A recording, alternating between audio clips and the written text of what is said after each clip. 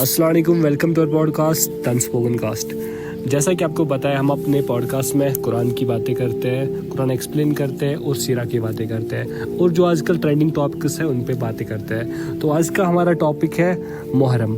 जैसे कि हमें पता है, आज लोग सब इमाम हुसैन की बात कर रहे हैं, लेकिन इमाम हसन की बात नहीं कर रहे। जैसा कि हमें पता है, जो हज़रत अली थे उनके दो बेटे थे, हसन एंड हुसैन। तो हम एक ही बेटे की बात क्यों करते हैं? आज हम अपने गेस्ट से जानेंगे कि इनकी स्टोरी क्या है। अस्सलाम वालेकुम। आपने बहुत ही बेहतरीन पॉइंट उठाया कि जब नबी करीम सल्लल्लाहु अलैहि वसल्लम के दो पोते थे, इमाम हसन और इमाम हुसैन, इसके अलावा उनकी बहनें भी थी, लेकिन जब पोते दो थे तो हम एक ही के बारे में क्यों सुनते हैं? हाँ, ये सच है। मातम किया जाए तो इमाम हुसैन के बारे में, इमाम हसन की बात कोई नहीं करता। तो इस वक्त हमने इमाम हसन को लोगों को इंट्रोड्यूस करने की जिम्मेदारी उठाई है। जो इमाम हसन थे, मेरे नज़दीक उनके बारे में आजकल हर एक को पढ़ना चाहिए। क्यों? क्योंकि इस वक्त का सबसे बड़ा फितना है ख़वारियत। हाँ, हर एक के दिमाग में ख़वारियत घुस चुकी है। पूरे इस्लामिक दुनिया में इतनी ख़वारियत नहीं जितनी कि इस दौर में है। और इमाम हसन की स्टोरी जो है वो हमें सिखाती है कि ख़वारियत कितनी नुकसानदेह हो सकती है। इसीलिए हमें इमाम हसन के बारे में हर एक बच्चे को पढ़ना चाहिए। तो पहले हम समझेंगे ख़वारिज है कौन। एक हदीस में बयान करूँगा, हदीस का नाम है हदीस ज़ुल्ख़ुवैसरा। इसी में सब कुछ समझ आ जाए कि ख़वारिज है कौन लोग। जब नबी करीम सल्लल्लाहु अलैहि वसल्लम ने ग़ज़वा हुनैन जीता और लोगों को जो माल हासिल हुआ वो खुद नहीं रखा, लोगों को डिस्ट्रीब्यूट गिफ्ट देना शुरू किया। और इसमें यह किया कि जो उनके साथी थे उनको बहुत कम दिया। जो नए नए मुसलमान हुए थे और मुसलमान नहीं थे, काफिर थे, उनको बहुत ज़्यादा दिया। क्यों? ताकि ये लोग हमारी तरफ आए और इनके दिलों में हमारी नफरत हट जाए और ये भी किसी दिन मुसलमान हो जाए। तो लेकिन खवारियों को तो ये बात, खवारिज कहते हैं एक्सट्रीमिस्ट को, जो कोई मुसलमान नहीं है मार दो उसको, कैसे कोई मुसलमान नहीं है, ऐसे लोग है ना, जो बोलेंगे ये हिंदू मुस्लिम सिख क्या है, सबको मुसलमान बना दो, है ना, ऐसी बातें उनको खवारिज कहते हैं। तो ऐसा एक इंसान आया, हदीस में आता है कि उसकी आंखें लाल थी, वो सोया नहीं था, रात भर इबादत करता था, उसकी जो पैजामा था वो घुटनों तक उसने उठाया रखा था, दाढ़ी बड़ी दाढ़ी बिखरी हुई थी, मतलब बिल्कुल वो एक्सट्रीमिस्ट लोग। और कहने लगा, या मोहम्मद नऊज़ुबिल्लाह, बोला कि ए मोहम्मद सल्लल्लाहु अलैहि वसल्लम नहीं कहा, इंसाफ करो, तुम गलत फैसला कर रहे हो।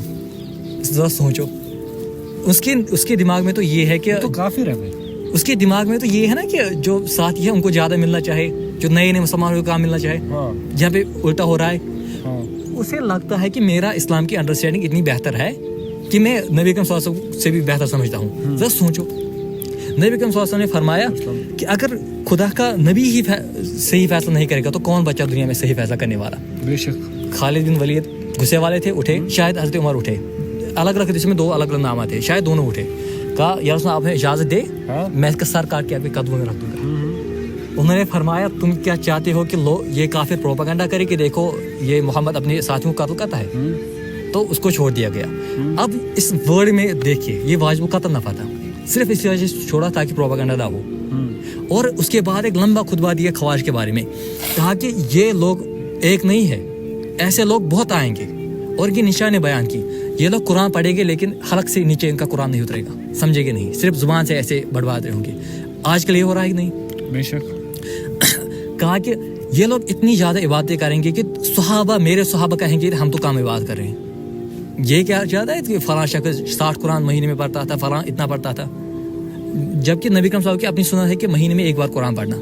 तो अब सोचे, कहा कि जो लोग इनके हाथों से मर जाए और जो लोग इन्हें कत्ल करे, दोनों जन्नत में हैं। जो खवारिज के हाथों से मर जाए और जो खवारिज को कत्ल करे, दोनों जन्नत में हैं। खवारिज के हाथों से मरे ये लोग मारते। ये भी कहा कि इन लोग के नज़दीक इंसान की जान की कीमत कुछ नहीं होगी, ये लोग इंसान को ऐसे काटेंगे जैसे घास मूली काटी जाती है। तो बहुत एक्सट्रीम से इन लोगों का दरअसल आइडियोलॉजी ये थी कि इस्लाम कोई इंसान को सिखाने की वाली चीज़ नहीं है, इंसान के साथ कुछ नहीं है, ये हुकूमत कायम करने के लिए आए हैं। और जो कोई गैर मुस्लिम मुल्क में रहता है वो काफिर है। मुसलमान कहते हैं उसको जो इस्लामी हुकूमत के अंदर रहता है, शरीयत के अंदर रहता है। और इनके नज़दीक जिहाद कायम तक जारी रहेगा जब तक कि पूरी दुनिया पे शरीयत लागू कर देगी। खवारिज के नज़दीक ऐसी बातें आज हम कर रहे हैं। इनका जो नारा था ना वो था इनिल हुक्म इल्ला अल्लाह, कोई हुकूमत के लायक नहीं खुदा के सिवा। तो कहते हैं जिस मुल्क में खुदा की हुआ नहीं वो काफिर मुल्क है। ये इनके आइडियोलॉजी, यही बातें हम आजकल कर रहे हैं। तो वही बात पहुंच गई ना। देखिए इनसे کے بارے میں نبی کریم صلی اللہ علیہ وسلم نے فرمایا کہ یہ جو لڑکے ہیں یہ لوگ ان کے ساتھ دیں گے.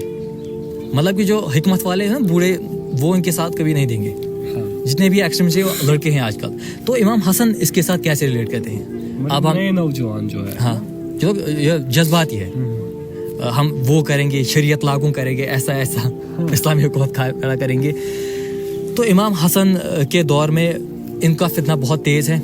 جب ان لوگوں نے حضرت علی کو شہید کیا, خوارج نے حضرت علی کو یہ کہہ کر شہید کیا کہ حضرت علی کمزور مسلمان ہے, یہ جہاد سے ڈرتا ہے, نعوذ باللہ, شیر خدا کو یہ بول رہے ہیں. کہا کہ یہ انسان ہمیں اسلامی حکومت نہیں دے رہا, قرآن کی حکومت نہیں دے رہے, خود سے حکومت کر رہا ہے. اور ان کے پاس ایک انسان کو بھیجا, کچھ لوگوں کو بھیجا کہ حضرت علی سے کہو کہ وہ حضرت کہاں گئے, وہ کہ علی سے کہو کہ ہمیں قرآن کی حکومت ہے, خدا کی حکومت, ہمیں انسان کی حکومت نہیں چاہیے. تو جب ایسی باتیں شروع کرتی حضرت علی کے سامنے, تو حضرت علی نے پتا کیا قرآن اٹھا کے ان کے سامنے رکھ دیا, کہا کہ قرآن کا ان کا فیصلہ کرو, قرآن کیا کرے, انسان کو ہی قرآن پڑھ کے کرنا ہے نا فیصلہ. تو ان لوگوں نے کہا کہ یہ تو قرآن کی بے حرمتی کرتا ہے, جس کے بعد انہوں نے حضرت علی کو قتل کیا. آپ یہ سوچیں کہ یہ مائنڈ سیٹ کیسا ہے کہ ان کو لگتا ہے کہ ہمیں حضرت علی سے زیادہ بہتر اسلام سمجھ آتا ہے, اور یہ ظاہر پہ جج کرتے ہیں کہ ظاہری طور پر انسان کی داڑھی کتنی لمبی ہے, پیجامہ کتنا اوپر ہے, اور اسی پہ جج کرتے ہیں لوگوں کو. ہاں آج کل تو یہی کر رہے ہیں, یہی چل رہا ہے نا آج کل خوارج ہر مائنڈ سیٹ میں آ چکے ہیں. تو جب حضرت علی شہید ہو گئے, اس کے بعد الیکشن کے بعد کون بنا نیکسٹ خلیفہ؟ حضرت حسن. لیکن حضرت حسن بیچارے کنٹرول نہیں کر پائے ان خوارج کو. کیوں نہیں کر پائے؟ کیونکہ جو سلطنت کا سب سے امیر ریاست تھی سیریا, شام, اس کا گورنر حضرت حسن کا سپورٹ کرنے سے ہی انکار کر دیتا ہے. پہلے سے ہی کیا ہوا تھا حضرت معاویہ نے. ہاں معاویہ نے تو کیا تھا, پہلے ہی سے انکار کیا ہوا تھا. حضرت علی کا بھی سپورٹ نہیں دیا, حضرت حسن کا بھی نہیں دیا. اب جب سب سے طاقتور جو ایریا ہے اسی کا سپورٹ نہیں ہے, تو کمزور ہو گئے حضرت حسن کی خلافت. اس کے بعد ایجپٹ کے گورنر تھے حضرت عمر, انہوں نے بھی انکار کر دیا. تو جو دو سب سے امیر ترین گورنر تھے انہوں نے انکار کیا سپورٹ کرنے سے, تو حضرت حسن کمزور ہو گئے. اب وہ خوارج کے لڑنے کی طاقت میں نہیں ہے, تو اب کیا ہوگا؟ اب دیکھیں حضرت حسن ہمیں کیا سکھاتے ہیں. حضرت حسن کے سپورٹرز ان سے کہتے ہیں کہ اٹھو اور حملہ کرو ان دونوں پہ, جہاد کریں گے اور ایٹسٹرا ہم واپس یونیفائی کریں گے امپائر کو, اس کے بعد خوارج کو دیکھیں گے. لیکن حضرت حسن انسانی خون بہانے کے لیے تیار نہیں ہے. حضرت حسن نے خوارج کا بالکل الٹا کیا, کہا کہ مجھے پتا ہے اس وقت سب سے بہترین آپشن تو میں ہی ہوں, ہے نا. یہ حضرت عبداللہ بن زبیر بھی زندہ تھے اور بھی لوگ زندہ تھے. لیکن حضرت حسن نے کیا کیا, کہا کہ میں کوئی آئیڈیالزم پہ نہیں کروں گا کہ پرفیکٹ سوسائٹی چاہے خوارج کی طرح, جو چیز ریئلسٹک ہے some thing better than nothing اسی پہ فیصلہ کروں گا. وہ حضرت معاویہ کے پاس گئے, اپنی خلافتی انگوٹھی ان کے ہاتھ میں دے دی, کہا کہ اس وقت تم ہی خلیفہ بن جاؤ. بے شک. اب حضرت حسن کا سپورٹ ہے حضرت معاویہ کو, حضرت عمر کا سپورٹ بھی حضرت معاویہ کو پہلے سے ہی تھا. اب وہ سب سے پاورفل انسان بن گئے. انہوں نے خوارج کا کما کر دیا, ان کا ایک ایک کو کترا دیا, جیسے کہ نبی کریم صلی اللہ علیہ وسلم نے کہا تھا کہ جو ان کو قتل کرے گا وہ بھی جنت میں جائے گا, اور جو ان سے قتل ہوگا وہ بھی جنت میں جائے گا. تو معاویہ تو جنت میں گیا پھر انڈائریکٹلی. جنت کی گارنٹی دینے سے ہمیں تھوڑا پرہیز کرنا چاہیے, کیونکہ صحابہ میں بھی 10 لوگوں کو نبی کریم نے کہا کہ جنت کی گارنٹی دیتا ہوں میں, تو تھوڑا پرہیز کرنا چاہیے. لیکن اتنا ضرور ہے کہ خوارج کا جنگ وہی کرے گا جو صحیح اسلام پہ ہوگا. وہ ہماری پرابلم ہے کہ اس وقت خوارج کے ساتھ جنگ کون کرے؟ امریکہ انفارچونیٹلی. تو مسئلہ یہ ہے کہ جب حضرت معاویہ بن گیا اب خلیفہ, تو اب آ گیا پیس. اس سال کو کہتے ہیں عام الجمع, دا ایئر آف یونٹی, کیونکہ اسی سال پورا سلطنت واپس جمع ہو گئی اور امن قائم ہو گیا. جتنا خوارج دہشت گردی کر رہے تھے وہ سب شانت ہو گئے, چھپ گئے, اور جو ٹکڑوں میں بٹی ہوئی سلطنت تھی وہ واپس یونیفائی ہو گئی. اب سب سے پرفیکٹ انسان بیٹھا نہیں ہے, ان سے بہت بہترین لوگ سویلینس ہے. لیکن خلیفہ کون ہے؟ جو کہ بہت دیر سے ایمان آیا ہے, بہت ہی بہترین انسان نہیں ہے, لیکن مسلمان ہے, بہت اچھا مسلمان ہے, لیکن سب سے بہتر نہیں ہے. یہ ہمیں کیا سکھایا جاتا ہے؟ سیدنا حسن نے ہمیں یہ سکھایا کہ اگر حکومت میں پرفیکشن مت ڈھونڈو. ایک انسان کی جان بہت زیادہ قیمتی ہے حکومت میں پرفیکشن سے. حکومت اگر امپیکٹ پہ رہ جائے لیکن انسانی جان بچ جائے تو وہی بہتر. یہ والی بات خوارج کے گلے سے اتر سکتی ہے؟ نہیں. ان کو تو چاہے پرفیکٹ سوسائٹی. اسی لیے میں کہتا ہوں کہ سیدنا حسن کے بارے میں ہر ایک بچے کو سکھاؤ, تبھی وہ خوارجیت سے بچے گا. اب مسئلہ یہ ہے کہ اس میں دونوں چیزیں ختم ہو گئی, خوارجیت بھی ختم ہو گئی سیدنا حسن کے ذریعے سے.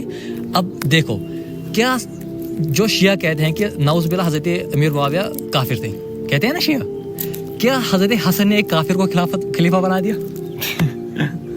तो शिया का मुकदमा भी गया पानी में, खवारिज भी गई पानी में। इसीलिए जो हजरत हसन इन्होंने सब कुछ सॉल्व कर दिया।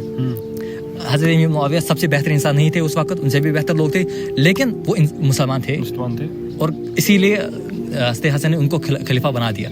हम में भी थे। अगर हमने ये बोल दिया कि नौज़बिल्ला हजरत हसन ने हजरत एक काफिर को खलीफा बना दिया, तो ये मसला इमाम मुआविया का नहीं रहता, फिर सैयदना हसन पे हमें तान करना होगा। इसीलिए मैंने शिया से बहुत कम हजरत हसन के बारे में सुना है, बहुत कम सुना है। वो लोग इस पे बात नहीं करते, छुपाते हैं इस बात को। हर एक शिया को ये सुनाओ सैयदना हसन कौन थे। चलिए अब मुझे बताइए उनका इंतकाल कैसे हो गया। तो जी ये वाला पॉइंट तो बहुत कंट्रोवर्शियल है, क्योंकि हमें ये देखना है कि जब सैयदना हसन ने काम किया तो उनके अपने सपोर्ट्स उनके खिलाफ हो गए, उनको बुज़दिल कहने लगे। अब हमें इतना तो पता है हिस्टोरिकली कि सैयदना हसन को जहर दे के शहीद किया गया था। किसने किया? शिया कहते हैं हजरत मुआविया ने किया। मुआविया कहता है मुझे ढूंढ के लाओ। मसला बदल है, मसला दूसरा है कि सुन्नी कहते हैं शिया ने किया। क्यों? क्योंकि उस वक्त के शिया सैयदना हसन से बहुत ज्यादा मतलब उनके खिलाफ हो गए थे, क्योंकि उनको बुज़दिल कहना शुरू कर दिया था कि मुआविया के हाथ में कैसे खिलाफत दे दी। तो वो इस वक्त के शिया भी ज्यादा उनको बेहतर नहीं समझते हैं हजरत हसन को।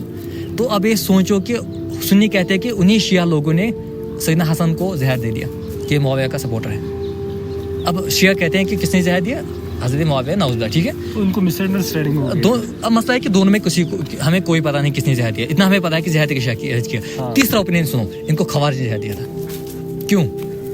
क्योंकि खवारिज को इनकी वजह से फंस गए थे। खवारिज तो अपना लूटपाट कर रहे थे, चल रहे थे, लोगों का कत्ल कर रहे थे। वो किस वजह से उनकी तबाही हो गई? सैयद मुआविया के हाथ में हुकूमत आई, उन्होंने इनको मार डाला। तो जो बचे हुए खवारिज थे उन्होंने जहर दे के सैयदना हसन को शहीद किया है।